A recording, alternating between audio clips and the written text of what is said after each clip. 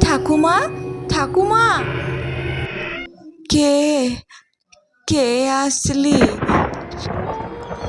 ঠাকুমা, আমি এসেছি। সরলা, তুই এত রাতে আসলি?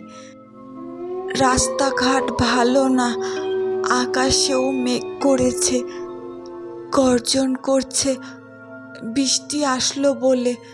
আয়, ভেতরে আয়, ভেতরে আয়। ওই দেখ, তুই এসে বসলি, অমনি আকাশ থেকে বৃষ্টি পড়তে আরম্ভ করলো। একটুক্ষণ হলেই তো তুই ভিজে যেতি, সকালে আসলেই হতো। আসলে দাদুর খবরটা পেয়ে না এসে থাকতে পারলাম না। সন্ধ্যা নামলেই তো আমাদের ওই গ্রামের রাস্তাঘাট ভালো না তেমন একটা।